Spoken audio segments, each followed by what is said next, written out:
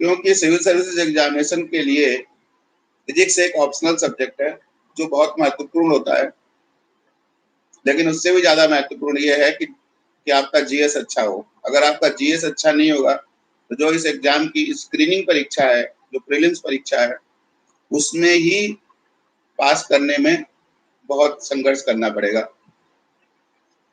क्योंकि प्रीलिम्स जो 31 मई को होने वाला है, संभावना है उसकी कि उसे आगे टाल दिया जाएगा, जो कहीं भी जुलाई या अगस्त के महीने में होगा। इसलिए फिजिक्स के स्टूडेंट्स के लिए बहुत रिक्वेस्ट थी, रोज मेरे पास फोन आ रहे थे कि सर प्रीलिम्स के बारे में कुछ बताइए। और हमेशा मैं क्लास में कहता हूँ कि प्रीलिम्स पास करोगे, प्रीलिम्स में पास ही नहीं करोगे, प्रीलिम्स में बहुत अच्छा करोगे, तब आपको मेंस देने का अवसर प्राप्त होगा। और जब मेंस देने का अवसर प्राप्त होगा तब फिजिक्स में की सारी आपकी होशियारी काम आएगी, अदरवाइज फिजिक्स की होशियारी दरी की दरी रह जाएगी।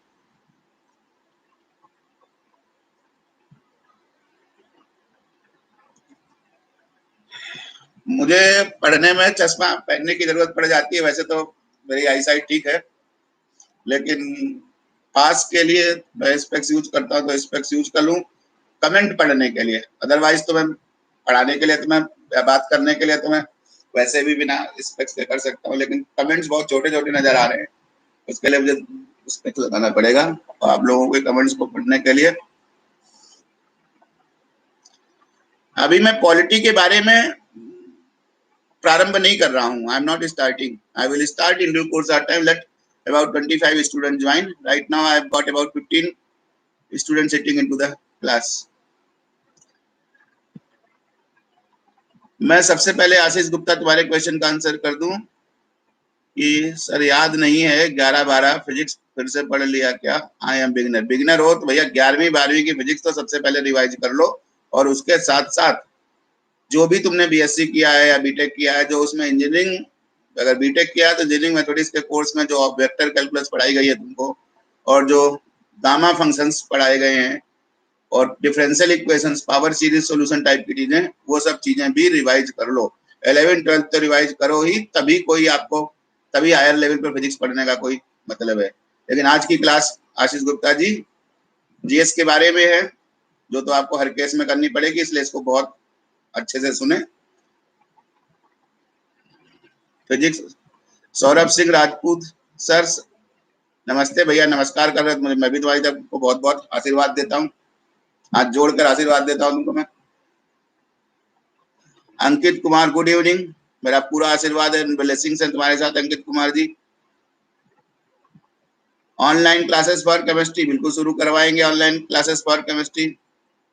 Tushar Joshi ji, does your institution accept RTGS for taking the online course? Yes, RTGS भी एक्सेप्ट करते हैं ऑनलाइन में, मतलब RTGS भी होता है।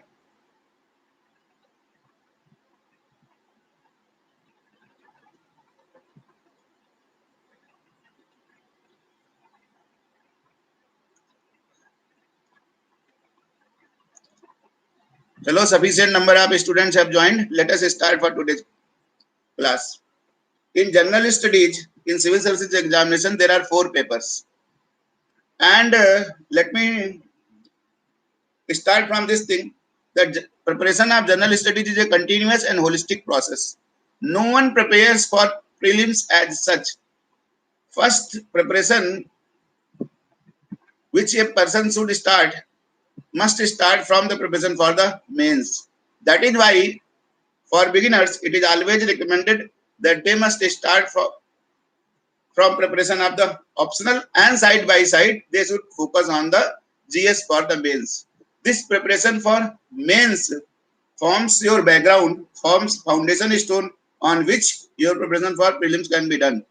But the months of April, May and June, if the prelims is in the month of June, at least 3 months must be utilized exclusively for preparation of prelims.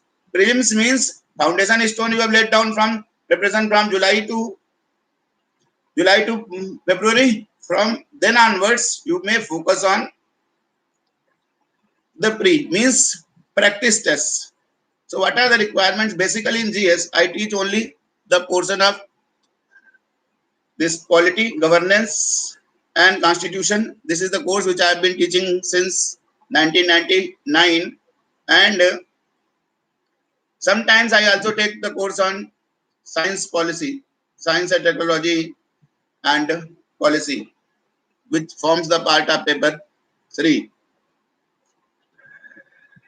As far as the resource material is concerned for this paper, everybody suggests Lakshmikant book, but I do not recommend Lakshmikant. My first thing is that whatever the books and resources you are going to follow, they must be as far as possible, they must be original sources.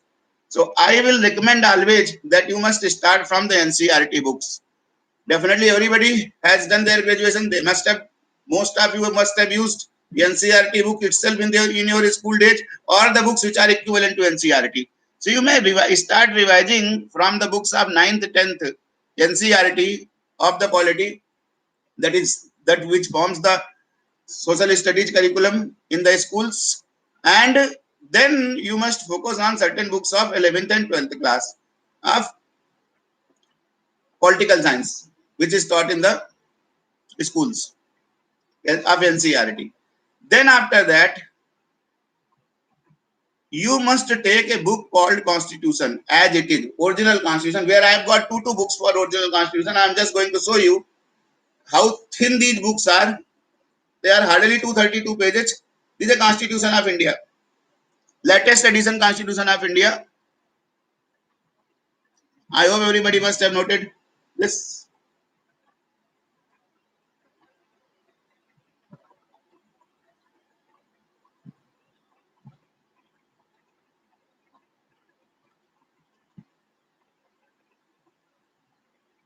This is one book which I recommend. In fact, for today's class, I have prepared. I have got a book, thick book, such a big book for Indian Constitution Law by MP Jain. It's so thick book. I appreciate how thick book this is. It's a great book. These kind of books are there. Even D.T. Basu is quite big book. But most often try to understand, this book is 2000 pages. But I will tell you, the relevant pages from civil services perspective out of this book may be hardly 200. So if you have done it, you have gone through once, then you know what 200 pages has to be studied and how nicely, if you follow some certain 200 pages of this particular book, all kind of questions which have been asked in the exam can be answered, because you will develop a theoretical understanding and you will add an element of innovativeness in your answers also. Paper 2 in GS is most dynamic paper, where how well read you are, that can be easily checked. For this paper, people recommend for reading newspapers, magazines. For which paper? Basically paper 2 and 3. Paper 2 is dynamic, paper 3 is dynamic. And many questions which are asked in this paper in the civil service examination, they are dynamic in orientation, which have got their origin in the current affairs, and they are in discussion. We will discuss this. Let me read few comments. Meanwhile, although I am trying to make this today's class on GS paper 2, but because my reputation is more of that of a teacher of physics, hence I have to once again focus on the physics, because most of the questions which I am seeing, they are on physics only. But for every physics student, most of the time I say in my class that your first hurdle is in prelims. If you pass prelims with flying colors, then you are also going to get a chance to appear at Indian Forest Service examination, means which is extremely simple. Out of 600 people appearing at the mains exam, roughly 250 get the call for the personality test, and out of that, about one out of 2.5 passes the final things. So it becomes extremely simple for physics background candidates to pass civil services examination, as well as to get very good rank in Indian Forest Service examination, which may be a good fallback option also, and as a good career choice also. This year also our student Anmol Jain has scored third rank in Indian Forest Service examination. Every year physics students have been begging top ranks in Indian Forest Service examination as well as in civil service examination. But if you do, why I am emphasizing on the prelims? Because if you do well in prelims, if you score something 115 plus, then you are sure that you are going to get a chance to appear at Indian Forest Service also. Otherwise, if your 105, 106 kind of marks are there, you will get a chance to appear at civil services examination only. That is why my emphasis has been always that you focus on the prelims 3 months. For physics background candidates or science background candidates, civil services examination prelims is not difficult at all. It is just a screening process, but you have to be cautious. You cannot take it for granted. बहुत बार ऐसा लगता है मुझे कि physics के student take it for granted लेते हैं कि बहुत होशियार है, अच्छे बैकग्राउंड से आते हैं, आराम से पास कर जाएंगे। ऐसा नहीं है, आपको मेहनत करनी पड़ती है। आपको जहां आपने सावधानी हटाई वहीं दुर्घटना घट गई। तो जैसे लिखा होता है सावधानी हटी दुर्घटना घटी। तो चलिए मैं पहले क्वेश्चंस को ले लूं क्योंकि प्रोसेस को थोड़ा इंटरेक्टिव बताऊं। मेरे सामने ब्रजेंद्र यादव जी कुछ पूछ रहे हैं, how to prepare science from books, क्योंकि बुक्स में टॉपिक्स बहुत ही स्कैटर्ड है। स्टैंडर्ड बुक से कौन कौन चैप्टर तैयार करना है? ब्रजेंद्र यादव जी बहुत अच्छा है साइंस पढ़ने के लिए। साइंस का मतलब क्या है? साइंस का मतलब फिजिक्स, केमिस्ट्री, लाइफ साइंसेस है। फिजिक्स केमिस्ट्री का बहुत ज्यादा, फिजिक्स का तो बहुत ज्यादा फायदा होना नहीं है। अगर आपका फिजिक्स का बैकग्राउंड नहीं है तो आप फिजिक्स को जीएस पर्सपेक्टिव से पढ़ने की बहुत आवश्यकता नहीं है। एक दो क्वेश्चंस आते हैं जो नॉर्मली करंट अफेयर्स के होते हैं। केमिस्ट्री में भी एक दो क्वेश्चंस आते हैं जो करंट अफेयर्स से ही होते हैं, इसलिए उनके लिए एक्सक्लूसिवली आपको मैं कहूं कि आप 10वीं के लेवल की फिजिक्स या केमिस्ट्री पढ़ें, नहीं। साइंस पढ़ने का मतलब होता है कि आपको लाइफ साइंसेस पढ़नी है, आपको जूलॉजी पढ़नी है, आपको बॉटनी पढ़नी है, आपको एनवायरमेंट पढ़ना है और आपको एग्रीकल्चर की बेसिक चीजें पढ़नी चाहिए। इन सबको पढ़ने के लिए आपको एनसीईआरटी की जो 11th 12th क्लास की बुक है उसमें एनवायरमेंट का पोर्शन, बॉटनी की किताब है जहां तक मुझे ध्यान है, बहुत अच्छे से दिया हुआ है। और ऐसे ही 11th 12th की किताबों में से बॉटनी की किताब में और भी जो लाइफ साइंसेस की चीजें हैं वो सारी पढ़ लेनी चाहिए। आपको 11वीं और 12वीं की क्लास में जो जूलॉजी में है वो सब चीजें भी आपको पढ़ लेनी चाहिए। तो साइंस का मतलब है कि आप लाइफ साइंसेस को बढ़िया से करें, एग्रीकल्चर साइंसेस को बढ़िया से करें, क्योंकि ये इस तरीके के क्वेश्चन साइंस में काफी पूछे जाते हैं इनसे। रामीजुल जी आप क्या, with what chronology should be followed for physics optional, which section to be started? देखिए जी रमीजुल जी, सबसे बढ़िया है you must start from paper 1 section A, that is mechanics. Mechanics has been is taught from 11th class onwards, so revise the 11th class book, then you go through any book of BSc first year course which or engineering first semester which you would have gone through already, you would have studied. I consider always those books are the best books which you have already prepared from. So start from mechanics, go to optics, then go to EM theory, and last thermodynamics. That is the paper 1, that is classical physics. Then once you have mastered paper 1, then go for the paper 2. Why paper 1? Because most of the engineering graduates is or are familiar at least with 30 to 35% of the syllabus of paper 1. And if you have done BSc, then you are familiar with almost everything in paper 1. So paper 1, starting preparation from paper 1 gives you a confidence that you are in a familiar domain. You see the paper, out of 8 questions you need to do only 5. Question number 1 and 5 are compulsory. Out of remaining 6 questions you need to do 3. So if you have done the entire, all the 4 books, then selecting 3 good questions is not a fight. You have got need choice of 50%. And then you focus on the question number 1 and 5, where there are 5 bits for 10 marks each. That means out of 10, even if you are able to solve 7 questions, then also you will end up with 225 out of 250 correct in the exam. I mean, if you are making 225 correct, mind me that you are going to score 150 plus marks from this paper. That is very good score in civil service examination. So I hope, Ramijul, I have answered your question and many others. Ankur Tripathi sir please tell chronology. Ankur Tripathi, मैंने तुम्हारे question को अभी थोड़ी देर पहले answer कर दिया। Sir I am taking physics optional, 11 12 याद नहीं, फिर से पढ़ लूं क्या? भैया आशीष गुप्ता, तुमको मैं 4 बार रिपीट कर चुका हूं, 4 बार। शुरू में भी यही बोला, पता नहीं तुम चले गए थे क्या क्लास से, जाना तो नहीं चाहिए तुमको क्लास में। सो डेफिनेटली 11th-12th को रिवाइज करना चाहिए। अगर 11th-12th की कोई बुक्स नहीं नजर आ रही हैं तो सबसे अच्छी बुक है अपने एससी वर्मा सर की, जिनको पद्मश्री भी मिल गया इस बार। तो एससी वर्मा सर की किताब से आप 11th एंड 12th क्लास की रिवाइज कर लें, एंड देन आप यूपीएससी के ऊपर फोकस करें जो यूपीएससी का सिलेबस है, so that you get familiar with all basic terms. हाँ, सौरभ सिंह राजपूत बहुत अच्छा क्वेश्चन पूछ रहे हो। मैंने ये भी अभी देखो रिपीट करके बताया, लेकिन फिर से मैं बता देता हूँ। मैथमेटिक्स का कौन कौन सा पार्ट पढ़ना पड़ता है? मैथमेटिक्स का आपको वेक्टर कैलकुलस पढ़ना पड़ता है। You have to be familiar with the concepts of gradient, curl, divergence, Stokes theorem, Gauss's theorem, और interconversion from line integral to surface integral to volume integral. This is vector calculus is a must, because in mechanics and EM theory we use quite often vector calculus. I use almost all identities for the vector calculus. For example, del dot phi a, del dot phi a. Phi is a scalar, a is a vector, is equal to phi del dot a plus a dot grad phi.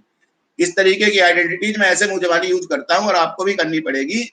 इसलिए अगर आपके पास कोई किताब की problem है इसके लिए, तो आप ईएम थ्योरी की डेविड ग्रिफिथ खरीद लें, वही रिकमेंडेड बुक है।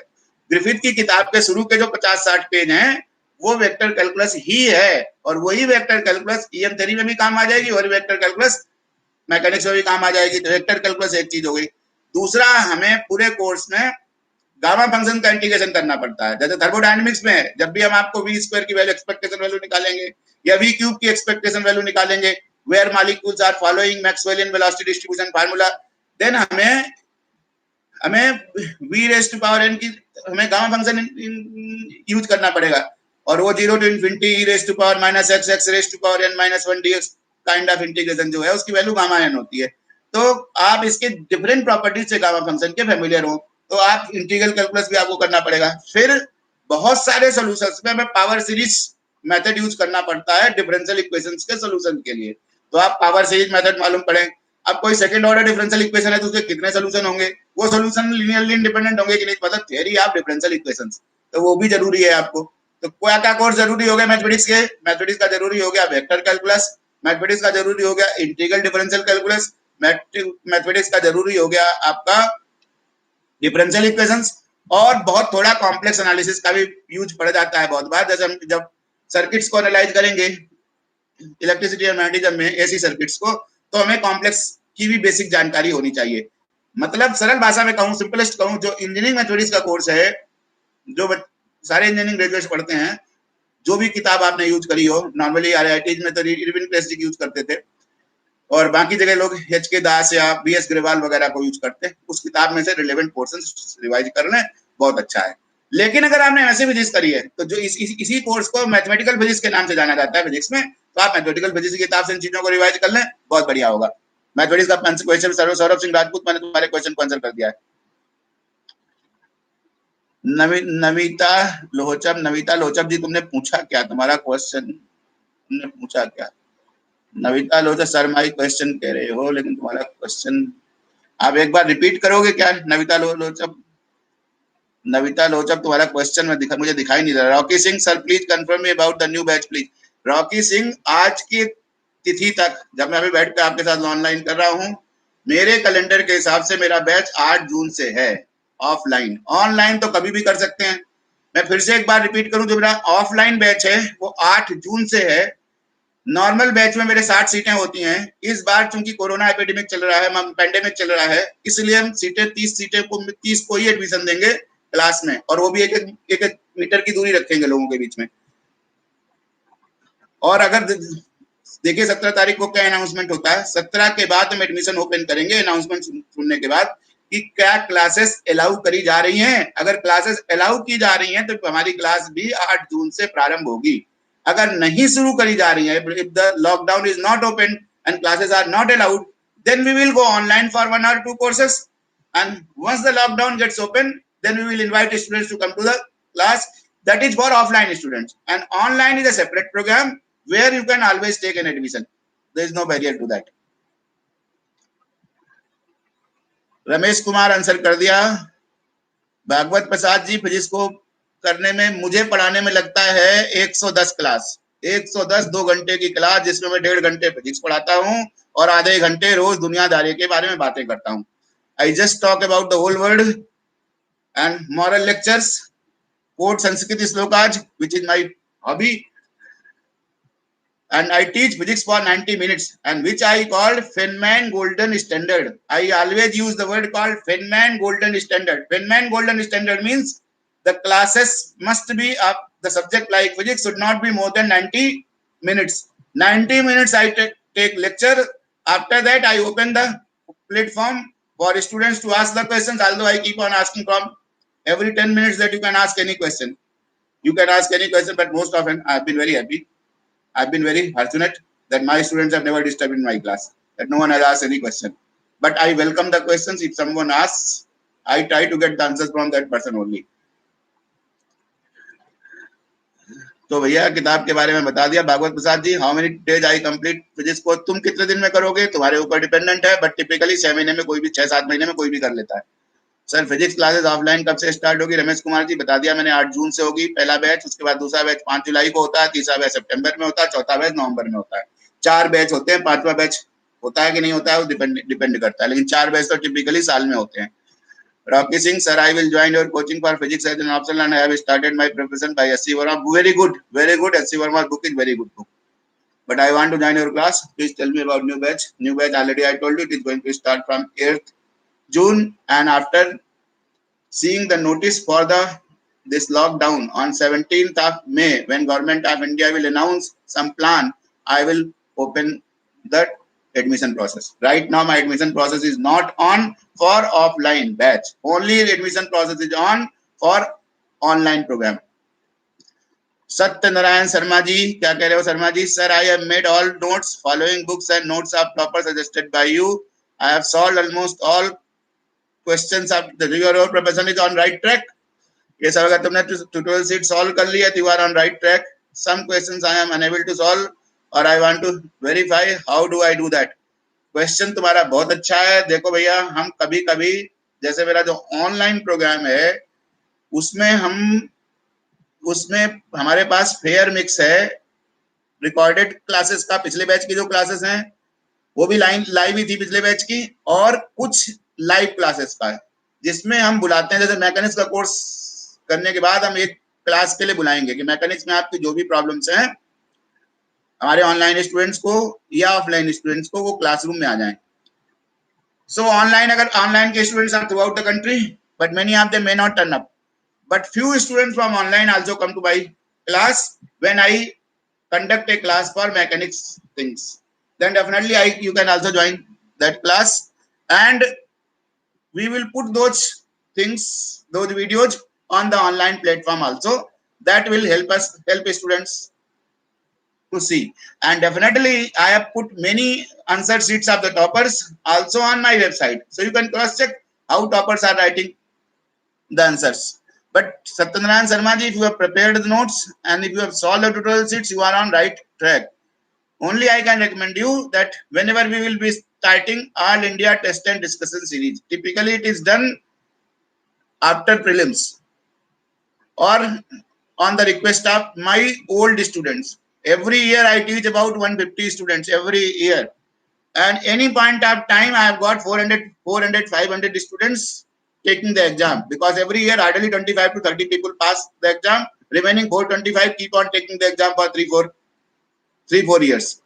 So when those old students keep meeting me, I become very happy by meeting and interacting with my old students. So on their request, whenever they will say, sir, although my thing is that I plan test series after the pre, I prefer to plan after the pre so that I should know who are the serious students taking the exam. It is humanly not possible for me to evaluate more than 100 answer sheets. So I have evolved a technique for doing that also. First 3 tests of each and every person. Out of my 10 to 12 tests which I conduct in All India Test Series, first 3 tests of each and every person, whatever is your level, I evaluate. But after third test, after first test, I make an announcement in the class that if you are in top 20 or 30, 10%, 20% of my class, then I am going to evaluate your all answer sheets and you are going to write down the mains this year itself.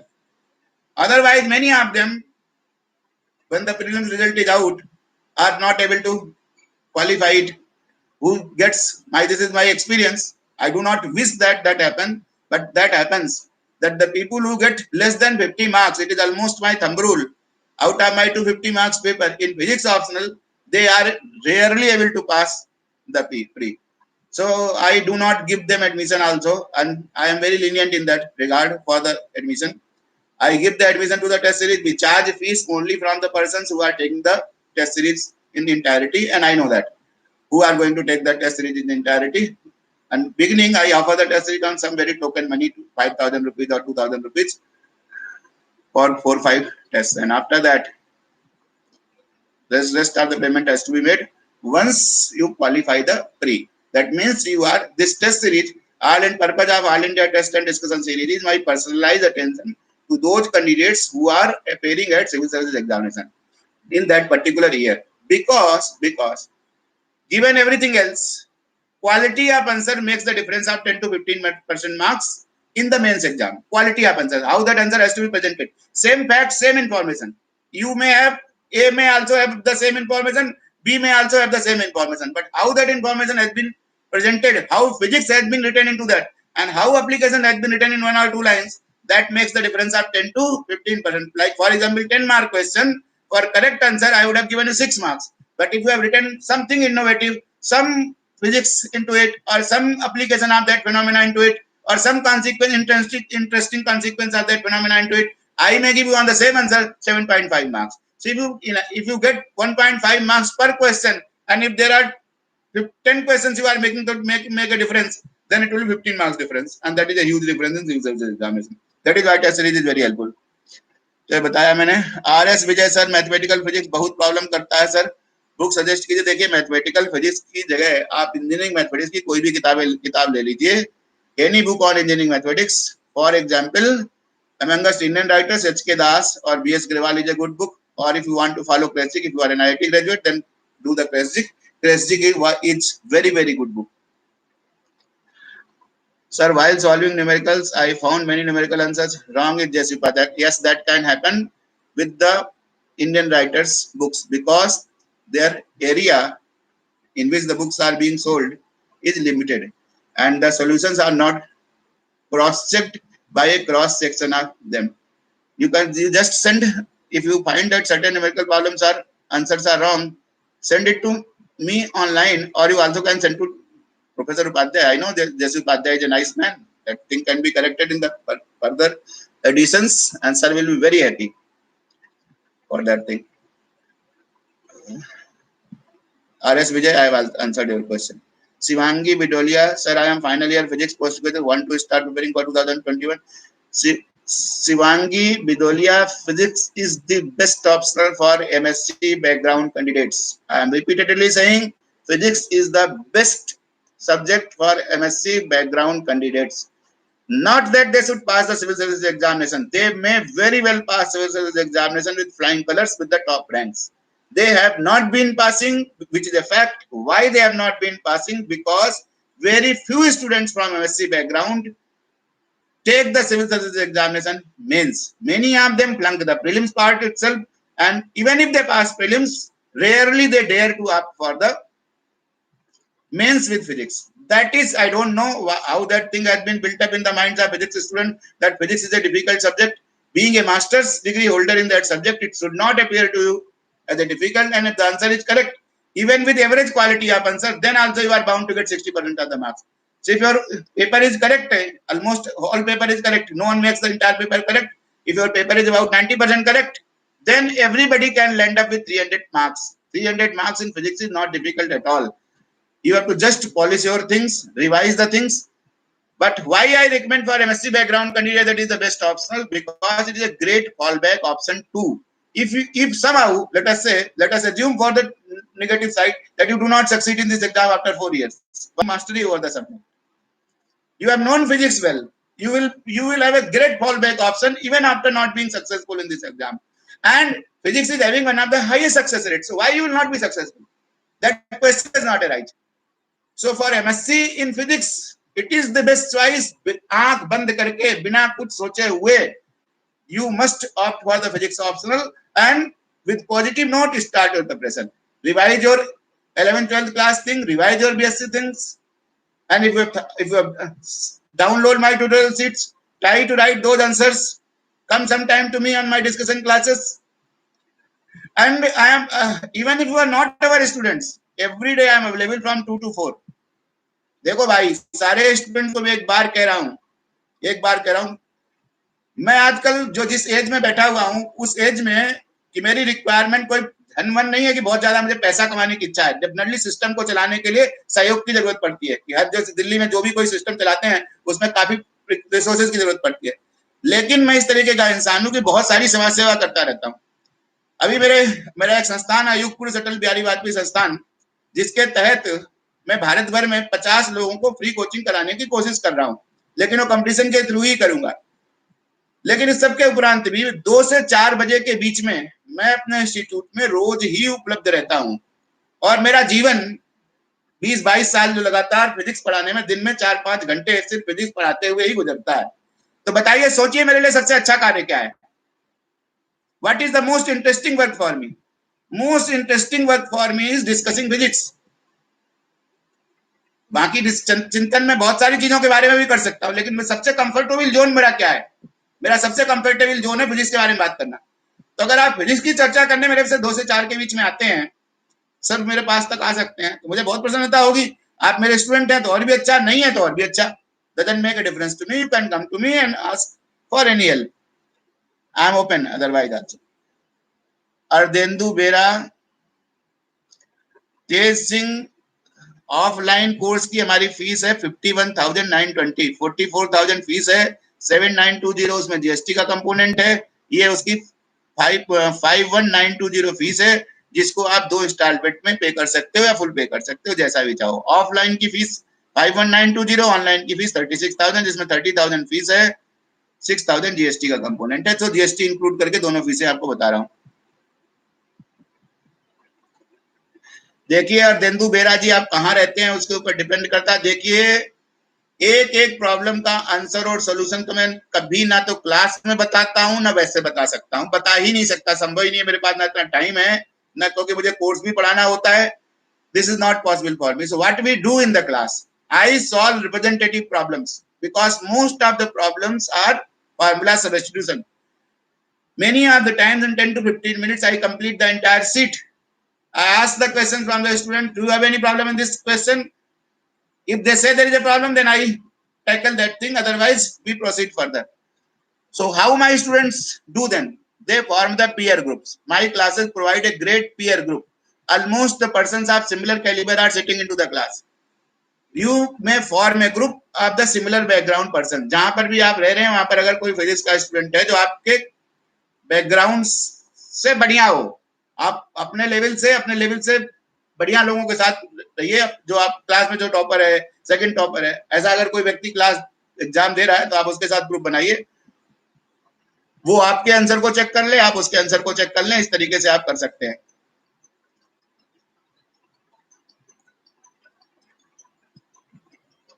Calculators are allowed, Mr. Abhishek Elmar. Calculators are allowed in mains.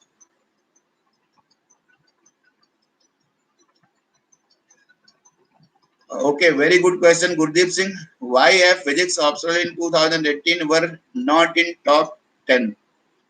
Very correct. I have been greatly disappointed by the result of 2018. This was the year when there was no student in top 10. At least there was no my student whom I know in top 10 with physics optional. इससे पहले भी एक बार का मैं बताऊं, जिस बार प्रतीक जैन साहब select हुए थे, उस बार भी उनकी 81 रैंक थी फिजिक्स में, उनको हाईएस्ट मार्क्स आया था 326। मैंने कहीं किसी वीडियो में कहा भी है जिसमें प्रतीक जैन सेमिनार लेने आए थे मेरे यहाँ, मेरे क्लासरूम के स्टूडेंट प्रतीक जैन, फर्स्ट अटेम्प्ट में उन्होंने पास किया था। प्रतीक जैन को फिजिक्स में हाईएस्ट मार्क्स आए थे, लेकिन उनकी रैंक भी 81 वगैरह आई थी। क्यों हुआ था ऐसा? ऐसा इसलिए हुआ था कि ध्यान रखो, आप भी याद रखो, ये इस एग्जाम में ऑप्शनल, अभी जो नई स्कीम है 2013 के बाद से, optional is having just weight of 28%। Out of 1750 marks Optional has got weight of 500 marks. 500 out of 1750.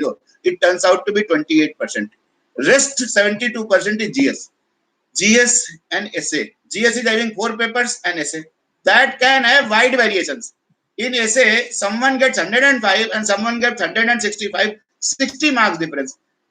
Physics cannot compensate the difference of 65 marks. And exactly similar thing may happen in any one of the GS papers. So if one of the GS papers and one of the essay is spoiled, then even if you are highest in the physics, then also you are not going to get top ranks. For top ranks, your mark sheet has to be balanced. Every paper of GS has to be good. Your interview personality test has to be good. Your physics optional has to be one of the best in top 5. Then only you get top ranks, right? So this combination may not be there. That is why in 2018 we didn't have. Physics is an evergreen subject. Mr. Gurdeep Singh, I am repeating. Physics is an evergreen subject. Every year, physics optional people are getting highest marks in the range of 325 to 330. 325 to 330, and these kind of marks are scored by students every year. And every year in physics optional, at least 20 students plus are scoring 300 plus marks. कभी किसी को doubt हो तो मेरे से list ले सकता है कि इस पर्टिकुलर ईयर में फिजिक्स में किसको किसको 300 प्लस आए थे. मेरे पास जानकारी है कि ऑलमोस्ट हर ईयर में फिजिक्स ऑप्शनल में 300 प्लस स्कोर करने वाले 20 से ज्यादा स्टूडेंट्स हैं, जबकि 140 लोग ही एग्जाम देते हैं. 140 से 150 के आसपास students appear in the mains exam, and of that 20 plus 20 to 35 candidates score very good marks. देखिए कोई फोन. हेलो, हाँ बोलिए. अरे भैया मैं ऑनलाइन बैठा हुआ. देखिए इस तरीके के फोन पूरे दिन बजते रहते हैं. मैं स्टूडेंट के साथ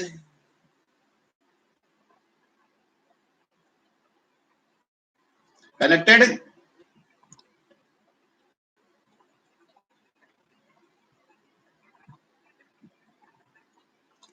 सर आपके आंसर ऐसा क्या मेन प्रॉब्लम हो सकती है जो फिजिक्स ऑप्शनल वाले फेस करते हैं प्रिपरेशन करते हुए? भैया आशीष गुप्ता, मेरी नजर में किसी भी ऑप्शनल को इस एग्जाम में मैनेज करना आर्डुअस टास्क है, कठिन कार्य है, क्योंकि आप 20 ऑनर्स से ज्यादा और मास्टर लेवल से थोड़ा सा कम है,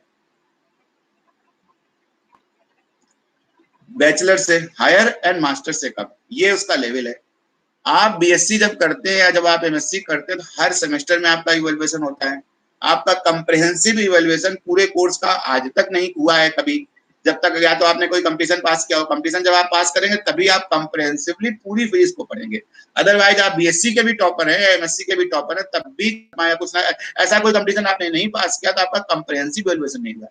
तो फिजिक्स में क्या है या किसी भी सब्जेक्ट में क्या है, सारे सब्जेक्टों को एक साथ मैनेज करना और सबको याद करना. और क्योंकि एग्जाम में 20 से 22 क्वेश्चन आते हैं तो प्रॉपर प्रैक्टिस जरूरी है. अगर आपको जैसे 10 मार्क का क्वेश्चन है, 10 मार्क के क्वेश्चन के लिए 7.2 मिनट्स टिपिकली पड़ता है. 180 marks, 250 marks, 250 marks in 180 minutes. So आप देखिए कि 10 मार्कर कितने में पड़ता है. 7 मार्क्स 7 मिनट्स में आपको 10 मार्क का क्वेश्चन अटेम्प्ट करना पड़ता है. 7 मिनट में से 2 मिनट आपको सोचने में लग जाएगा, कंपेरेंट करने में. 5 मिनट में आपको नाइस हैंड राइटिंग में नीट एंड क्लीन डायग्राम बना के कंप्लीट होलिस्टिक आंसर लिखना पड़ता है. वो कैसे होगा?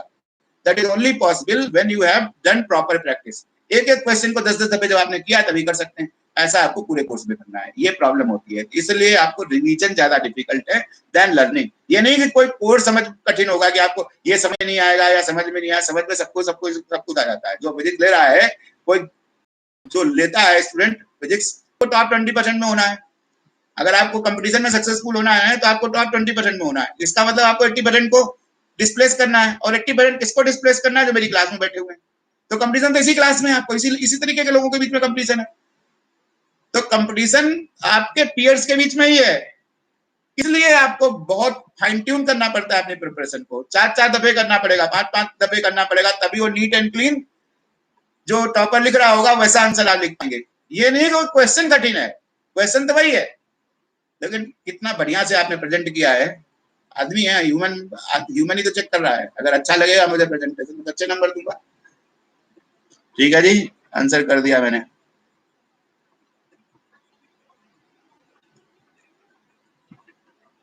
गुरदीप सिंह, तुम्हारे क्वेश्चन को देखो मैंने आंसर करने की कोशिश कर दी है. कोशिश ही कर सकता हूँ.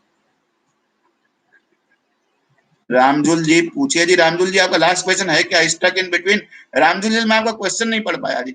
छवि त्यागी, छवि त्यागी तो मेरी पुरानी स्टूडेंट है क्या? छवि त्यागी सर, फिजिक्स की हिंदी बुक भी अवेलेबल है क्या? Please tell me sir, I am very trouble में। देखो छवि त्यागी जी, आपने हिंदी मीडियम में किया है, कोई प्रॉब्लम नहीं है। फिजिक्स लैंग्वेज न्यूट्रल सब्जेक्ट है। फिजिक्स तो मुझे लगता है हर जगह इंग्लिश में ही होता होगा। I am doubtful that physics is taught anywhere in Hindi. And yesterday also some student was asking me in some platform. These days I hope in 2018 onwards, GS can be taken in cross check with the UPSC notification. And while filling that detailed application form, if you have written that GS you want to write in Hindi and essay you want to write in Hindi, and then also you may get a chance to write optional in English. I hope that kind of facility is available right now. During our time, when I took the exam long back, 25 years back, 30 years back, 91 to 94, that time this was not there. That time there was only one medium of instruction. Throughout course, you have to have one medium of instruction. So you can always write physics in English, और physics Hindi में लिखने में भी कोई problem नहीं है, क्योंकि सिर्फ लैंग्वेज को जो भी आप शब्द लिख रहे हैं अगर आपको समझ है तो you can use even in Hindi. Physics also can be written.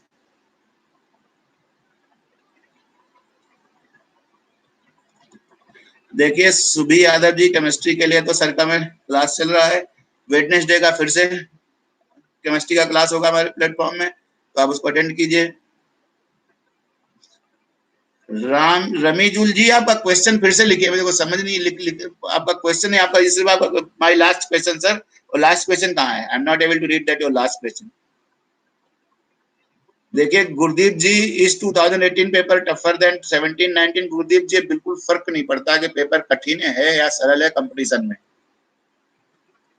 Competition में आपको टॉप 20% को सिलेक्ट होना होता है, इसलिए पेपर इंडिपेंडेंट है selection.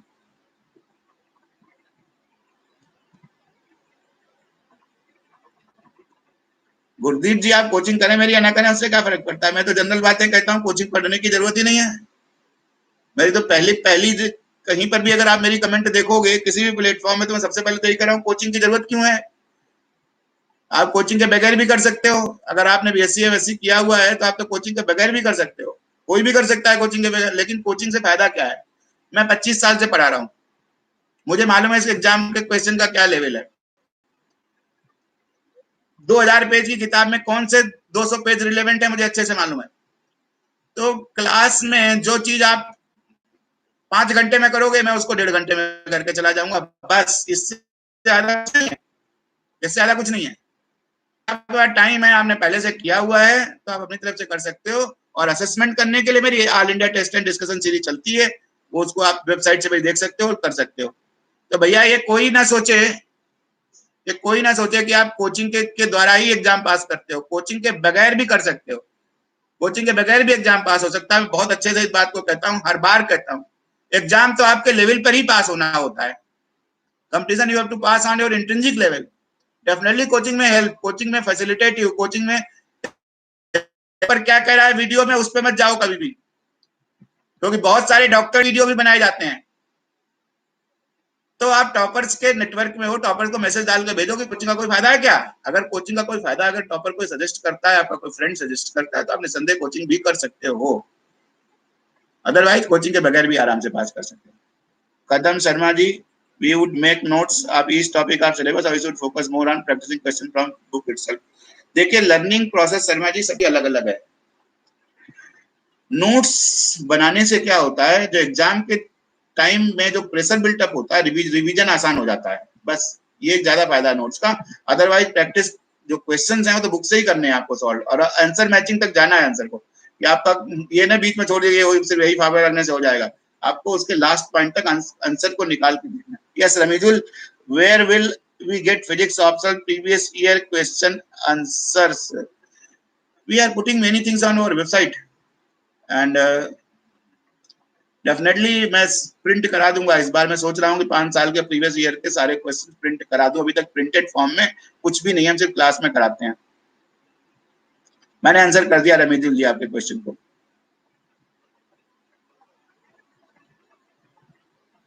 Governance part is mostly static, और जीएस पेपर 2 में ऑलमोस्ट सब कुछ ही मोस्टली डायनामिक ही है, लेकिन स्टैटिक कंपोनेंट भी है कि गवर्नेंस की क्या एक्सपेक्टेशन है, ट्रांसपेरेंसी, अकाउंटेबिलिटी कैसे इंश्योर करते हैं हम लोग, एडमिनिस्ट्रेटिव रिफॉर्म कमीशन की रिपोर्ट है, ये सब, और कॉन्स्टिट्यूशन के आर्टिकल्स हैं, मतलब गवर्नमेंट की क्या एक्सपेक्टेशन है, वो पार्ट 14 ऑफ इंडियन कॉन्स्टिट्यूशन में अच्छे से लिखा हुआ है। तो आर्टिकल्स जो है, आर्टिकल 312 क्या है, 314 क्या है, 323 क्या है, वो सब कोटेबल कोड्स, उनको किसी भी आंसर में डाल के आंसर को बेटर बनाया जा सकता है। इसलिए कुछ तो स्टैटिक पार्ट है ही है गवर्नेंस में भी, लेकिन जो क्वेश्चंस आते हैं वो नॉर्मली डायनेमिक ही नेचर के होते हैं। मैं कोशिश तो कर रहा था, मेरा कोशिश था कि क्लास जीएस की होती, लेकिन जीएस की ज्यादा है, क्वेश्चन आंसर सेशन में ही कन्वर्ट हो गई, वो भी फिजिक्स ऑप्शन के।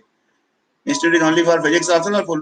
भैया मेरा तेज सिंह जी इंस्टीट्यूट मेरा सब चीज के लिए है। इंस्टीट्यूट में मेरा जीएस भी चलता है, फिजिक्स केमिस्ट्री ऑप्शनल में हम नंबर 1 है देश में, मैथ्स ऑप्शनल भी मेरे यहाँ चलता है, मैथ्स में भी हम 2012 तक नंबर 1 रहे हैं देश में। सो साइंस ऑप्शनल के लिए डायस जाना जाता है। और आज भी देखिए मैं जीएस पढ़ाने के लिए आया था, मैं लॉ ग्रेजुएट भी हूँ और खुद मैंने आईएएस का एग्जाम दिया हुआ है। मैं आपको बताऊं कि 93 के एग्जाम में मुझे मेरे टाइम में जीएस में 2 ही पेपर हुआ करते थे, GS 1 and GS 2।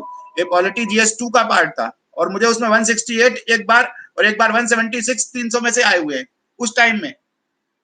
So I consider every answer must be innovative. An answer must come from the original sources and try to make an original answer. अगर कहीं डायग्राम बना सकते हो तो बनाओ, कहीं फ्लो चार्ट बना सकते हो तो बनाओ, और कॉन्स्टिट्यूशन के आर्टिकल अगर याद है आपको तो जरूर कोट करो। मैं सोच रहा था आपको सिखा देता कि कॉन्स्टिट्यूशन को कैसे याद किया जाए। मैं पूरे अगर आपको स्टेट का कॉन्सेप्ट, ये जूरिस्प्रूडेंस के कुछ बेसिक कॉन्सेप्ट अगर आपको समझ में आ गए तो कॉन्स्टिट्यूशन के सारे आर्टिकल 395 याद करना मेरे लिए सिर्फ 1.5 घंटे का काम है। 1.5 घंटे की क्लास में बच्चों को, स्टूडेंट्स को पूरा कॉन्स्टिट्यूशन याद करा देता हूँ कि आप कॉन्स्टिट्यूशन याद करिए पूरे आर्टिकल को, और जहां जरूरत पड़े वहां पर कॉन्स्टिट्यूशन के आर्टिकल को कोट कीजिए। If you will be coating constitutional articles, that is a basic legal framework. Constitution of any country, fundament of एक ग्रैंड नर्म है केल्सन की थ्योरी के हिसाब से। जूरिस्प्रूडेंस की अगर थ्योरी है, लॉ में एक कोर्स पढ़ाया जाता है सबसे पहले, जूरिस्प्रूडेंस, न्याय शास्त्र। कुछ चीजें न्याय शास्त्र के कॉन्सेप्ट हैं, separation of, doctrine of separation of power. अब हमारे जूरिस्ट ने एक बड़ी डॉक्ट्रिन निकाल दी, डॉक्ट्रिन ऑफ बेसिक स्ट्रक्चर, उसमें एक बड़ा कॉन्सेप्ट है जुडिशियल रिव्यू, और वो केस लॉ क्या क्या होते हैं। ये सब चीजें अगर आप समझेंगे तो आप किसी भी आंसर में करंट इवेंट्स को भी, जो आजकल चीजें घट रही हैं, उनको भी इस फ्रेमवर्क के साथ आप एनालाइज कर सकते हैं। और किसी भी आंसर में होलिस्टिक आंसर होना चाहिए, सारे डायमेंशन उसके पूरे होने चाहिए। मैं बताऊंगा आपको।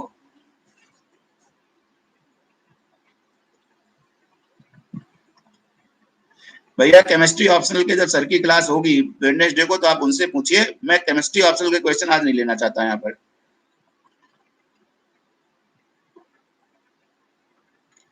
विभू सिंह, उसकी समरी पढ़ो, जो second ARC administrative reform commission की रिपोर्ट है, मेरे पास समरी कहीं लिखी हुई है उसकी पूरी, उसकी समरी जो है आखिरी वाली, उनको पढ़ो। 400 पेज की रिपोर्ट पढ़ने की पूरी जरूरत नहीं है, आप ये सिर्फ पढ़ना सीखो कि उसमें रिलेवेंट पोर्शन क्या क्या है। यही एक कला है जो इस एग्जाम में देखनी पड़ती है। ये इस आईएएस के एग्जाम में टेस्टिंग है कि how to grasp lot information, relevant information from a wide piece. आपका you have got lot of resources before you, hundreds of pages reports are there, but how to, and you get only 10 to 15 minutes in present in any meeting, how to grasp that kind of comprehension skills you have to evolve, and that is what this whole examination process is for. Adyan Das, electrical engineering is an option, and electrical engineering is a very good option. I have, in one of my articles, I have compared all science optionals. So you can go through that article. It is going to be carried in Civil Services Chronicle magazine in some time, and I have put up in my website also. So you can just go through. Definitely, Bhagwat Prasad ji, I am trying to come on every weekend on this YouTube channel. And if you allow, देखो बोलो, अगर आप लोगों की इच्छा है तो मैं कल भी, देखिए आज ही की क्लास भी फिजिक्स के क्वेश्चन आंसर में चली गई। मैं पढ़ाने के लिए आया था, जो आज की क्लास मेरी शेड्यूल थी बेसिकली वो पॉलिटी के लिए थी, क्योंकि पॉलिटी के लिए प्रीलिम्स में भी 10 से 15 क्वेश्चन आते हैं और मेंस में पूरे 250 मार्क्स का क्वेश्चन पेपर आता है। 250 मार्क्स में इजीली 125 प्लस स्कोर किए जा सकते हैं। 50% मार्क्स की कोई बहुत फाइट नहीं होनी चाहिए। लेकिन 50% मार्क्स हार्डली 10% लोगों को आता है, हार्डली 10% का भी को भी नहीं आता है। तो क्या क्या वो मिस्टेक कर रहे हैं, वो क्या क्या चीजें और मैं एक्सपेक्ट करता हूँ as an examiner for this, that I wanted to tell. I expect that every answer must be innovative, answer must be holistic, answer must be value neutral, it must be non judgmental. So किसी भी point को अब जैसे 200 12.5 marks का question, 20 question है, कुछ question 12.5 marks के हैं, कुछ क्वेश्चन 15 मार्क्स के हैं, सॉरी कुछ क्वेश्चन 10 मार्क्स के हैं, कुछ 15 मार्क्स के हैं अभी, या कभी कभी 12.5 मार्क्स के ऑल 20 क्वेश्चंस हैं, 20 क्वेश्चंस आते हैं इस एग्जाम में, and you have to balance the answer of all 20 questions. I would have discussed but unfortunately today I do not have time, 54 minutes are already lapsed. So मैं कुछ questions और ले रहा हूं आज को, चलो क्वेश्चन आंसर में कन्वर्ट कर दिया है। राजकरण, कदम शर्मा, डेफिनेटली आपका, और मैं आपको बताऊंगा कि पॉलिटी कैसे सेल्फ प्रिपेयर किया जाए। क्लासरूम करना चाहो तो बात की बात है, आप सेल्फ प्रिपेयर कैसे किया जाए, that was my focus of today's class also, although I have not been able to do that. In tomorrow I will focus exclusively on the same thing at the same time, same place, but still there are 6 minutes because I want to make this interactive session of 1 hour. Ramijul, you must read, focus on one book per course in physics optional or anywhere else. One book per course, and whatever is lacking in that book, no book is perfect. Every book lacks something or the other. 100% matching with the UPSC possible for any textbook. So what do you do? Whatever is lacking in your book, some other book may be lacking something else. Therefore, whatever is lacking in your book, you take some other source and photocopy that portions, or make notes up from that portion. Go to library or download our notes. Our notes means basically notes of my toppers. Class notes are easily available free of cost. Difference हो देखो UPSC के papers के 16 का, 17 का, 18 का, 19 का, आपके सारे क्वेश्चन आंसर हुए जा रहे हैं। अगर आपके सारे आंसर हुए जा रहे हैं तो बहुत अच्छा है, लेकिन एक चीज जरूर कर लेना, पॉलिटी में जो कॉन्स्टिट्यूशनल अमेंडमेंट्स हैं, जो किसी भी कॉन्स्टिट्यूशन की बुक में लास्ट में दिए रहते हैं, वो सारे याद कर लेना।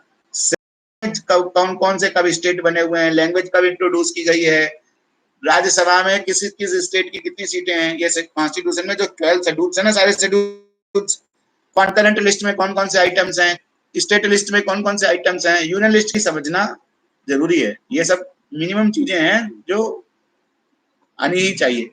तो उसके बाद पॉलिटी के क्वेश्चन बहुत सरल होते हैं, प्रीलिम्स में भी सरल होते हैं, मेंस में भी सरल होते हैं। अगर आपकी कॉन्सेप्चुअल अंडरस्टैंडिंग डेवलप हो गई है, मतलब कुछ बेसिक कॉन्सेप्ट जैसे डॉक्ट्रिन ऑफ जुडिशियल रिव्यू है, doctrine of separation of power है, डॉक्ट्रिन ऑफ हार्मोनियस इंटरप्रिटेशन है, ये कुछ कुछ बेसिक कॉन्सेप्ट्स हैं जूरिस्प्रूडेंस के। फिजिक्स के स्टूडेंट को थोड़े अजीब से लगते हैं, बड़ी बड़ी चीजें हैं, क्या है कॉन्स्टिट्यूशन में लिखा नहीं हुआ है, लक्ष्मीकांत की बुक बहुत जनरल है, लेकिन लॉ के तौर पर जब आप बात करो, क्योंकि जो कॉन्स्टिट्यूशन है वो कॉन्स्टिट्यूशन लॉ का हिस्सा है।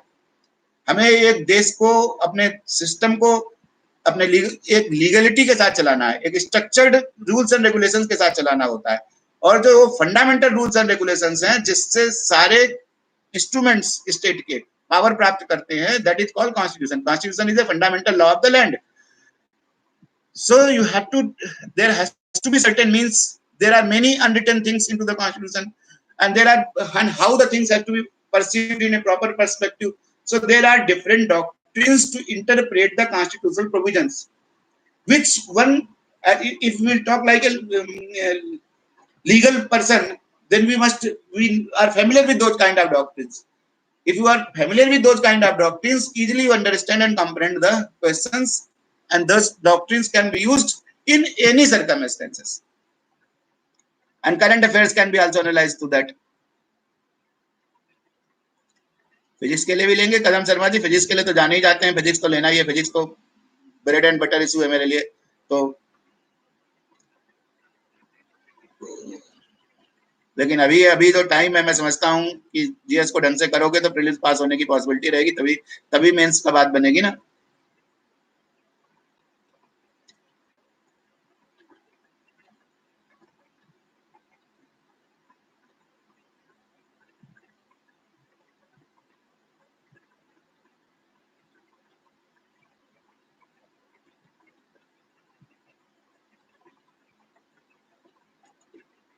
Vibhu Singh, you are in third year DTU. Very good.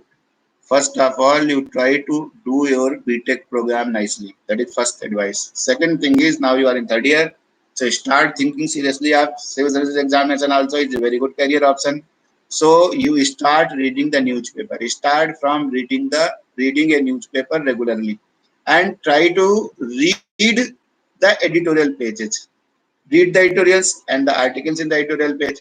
If you do not follow any word, write down that word, look that word in the Google, go for Google search and read the thing article. Like if somewhere, like you are an engineering student, then definitely you are familiar with even economics. In engineering courses, economics is taught everywhere, I think, as a basic course. So you are familiar with the concepts of what is GDP, what is GNP, what is repo rate, what is CRR, what is SLR. And if you are not familiar with these words, go for the Google search on them.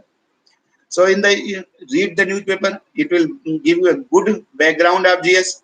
Then once you are having time after lockdown gets open, or when where their vacations are there, start from NCERT books. That is what you can do right now along with your BTech program. Focus on your BTech, get good CGPA or good percentage of marks in BTech, because BTech is a lifetime opportunity. Whatever you are doing, that will be written every time in your background and biodata that you have scored that much percentage of marks. If you have been a good student in your student age, it gives a good impression and forms a good background also. And apart from that, if you are a good student, you know how to manage time. You must manage your resources like newspaper reading right now and NCERT book. Start from that. That is the good beginning. And then you can decide after your BTech what optional other things you are going to choose. ठीक है Abhigyan Bhushan ji I welcome I will take answer writing session also लेता ही हूँ लेने की इच्छा रखता हूँ is there any non dash physics student selected in UPSC course 2013 reform Satyanarayan Sharma ji हो सकता है मैं तो ऐसा मानता नहीं हूँ क्योंकि मैं तो वैदिक ज्ञान पे भरोसा करता हूँ कि एको सत विप्रा बहुधा वदंती truth is absolute learned people say it in different ways so यही नहीं है कि ज्ञान पर किसी एक व्यक्ति का एकाधिकार होता है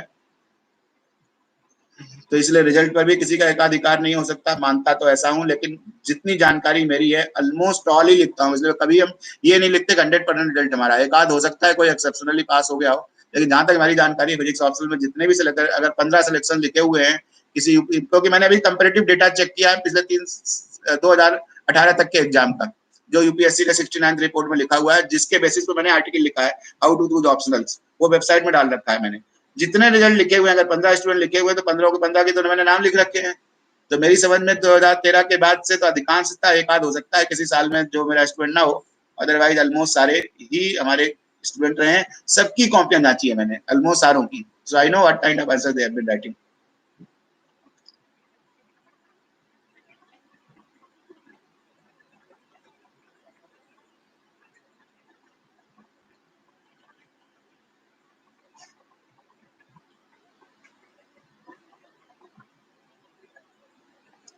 केमिस्ट्री ऑप्शनल कोचिंग तुमने कर ली है तो जो ट्यूटोरियल सीट्स वगैरह है उनके आंसर करो और इस बार जो तुम्हारे लिए तो मैंने सेमिनार लिया है क्लास ले रहा हूँ कि आप प्रीलिम्स के लिए तैयारी करो पहले पहले प्री पास करो तो केमिस्ट्री की जो नॉलेज है वो जो प्रीलिम्स के बाद का टाइम होगा उसमें टेस्ट सीरीज वगैरह दो या अभी कुछ समय हो तो कुछ टेस्ट सीरीज वगैरह देना पेपर वन को अभी कंप्लीट कर रिवाइज कर लो पेपर वन को इस टाइम में let the date of the prelims be declared अगर based on the इस समय this is the proper time only to start for focus on prelims this is not the time to start for mains if you are not a beginner if you are a beginner you must start from the pre okay thanks a lot बहुत time हो गया 1 घंटा 3 minute हो गया 45 student class में आए सबको बहुत बहुत धन्यवाद I am highly thankful to all of you for making this session live I will be coming tomorrow at the same time, same place. Welcome.